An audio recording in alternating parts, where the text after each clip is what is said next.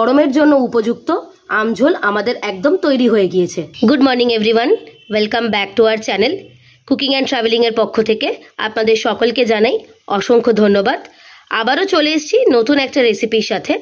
আজকে আপনাদের সাথে শেয়ার করব একদম গরমের উপযুক্ত আমের ঝোল। তো এই আমের ঝোল বানানোর জন্য আমি এখানে নিয়েছি কাঁচা আম। কাঁচা আমগুলোকে আমি এরকম টুকরো টুকরো করে কেটে নিয়েছি সর্ষে আর শুকনো লঙ্কা। তো চলুন রেসিপিটা স্টার্ট করা যাক। আম ঝোল বানানোর জন্য কড়াই আমি এখানে জল গরম করতে বসিয়ে দিয়েছিলাম। এর মধ্যে আমি আমগুলোকে দিয়ে দেব। আমগুলোকে একটু ভাপিয়ে নেব, তাহলে এর টক ভাবটা একটু চলে যাবে। তবে এটা কিন্তু সম্পূর্ণ অপশনাল, আপনারা কিন্তু চাইলে করতেও পারেন, নাও করতে পারেন। তবে আমটাকে কিন্তু বেশি ভাপানোর দরকার নেই, সামান্য একটু ভাপিয়ে নিয়ে জলটা ফেলে দিলেই হবে। এবার কিছুক্ষণের জন্য চাপা দিয়ে দেব। আম হালকা ভাপিয়ে নিয়েছি, এবার এটাকে আমরা নামিয়ে নেব।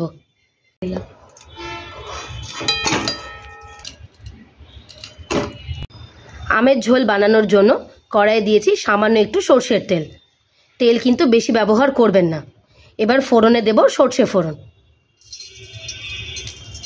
আর একটা শুকনো লঙ্কা। ফোড়ন তেলের সাথে ভেজে নিয়েছি। এবার দেব সেদ্ধ করে রাখা আমগুলো। আমটাকেও ফোড়নের সাথে খুব ভালো করে মিশিয়ে নেব।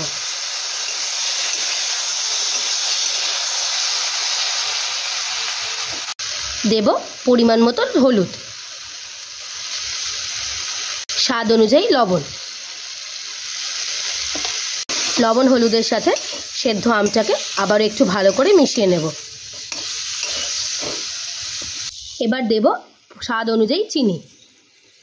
এখানে চিনি খুব বেশি ব্যবহার করার দরকার নেই, যেহেতু আমরা আম ভাপিয়ে নিয়েছি, আম থেকে টক ভাব চলে গেছে, তাই যেটুকু প্রয়োজন সেটুকুই আমরা চিনি ব্যবহার করেছি। আর দেব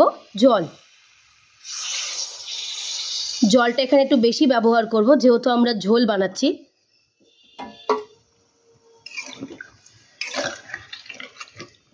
বেশ কিছুক্ষণ চিনিটাকে জলের সাথে ফুটতে দেব। চিনিও জলের সাথে ভালো মতো মিশে গিয়েছে, ঝোলটাও ভালো মতো ফুটে গেছে। আমরা এই আম ঝোলটাকে এরকম ঝোলঝোলই রেখে দেব। তো এবার এটাকে আমরা একটা পাত্রে ঢেলে নেব। তৈরি হয়ে গেল গরমের উপযুক্ত আমঝোল। গরমের পারফেক্ট আমঝোল আমাদের একদম তৈরি হয়ে গিয়েছে। রেসিপিটি যদি আপনাদের ভালো লেগে থাকে অবশ্যই একটা লাইক করে দেবেন। কার কার এইরকম আমঝোল খেতে ভালো লাগে সেটাও আমাকে কমেন্ট করে জানাবেন। আপনারা যদি আমার চ্যানেলে নতুন হয়ে থাকেন, চ্যানেলটিকে প্লিজ সাবস্ক্রাইব করে দেওয়ার অনুরোধ রইল। আর সাবস্ক্রাইব করে দেওয়ার পরে পাশে থাকা বেল নোটিফিকেশনটি অবশ্যই ক্লিক করে দেবেন, যাতে আমি যখনই কোনো রেসিপি আপলোড করব তার নোটিফিকেশন সবার প্রথমেই আপনাদের কাছে পৌঁছে যাবে।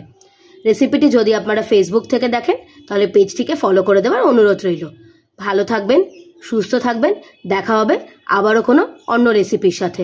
ততক্ষণের জন্য ধন্যবাদ।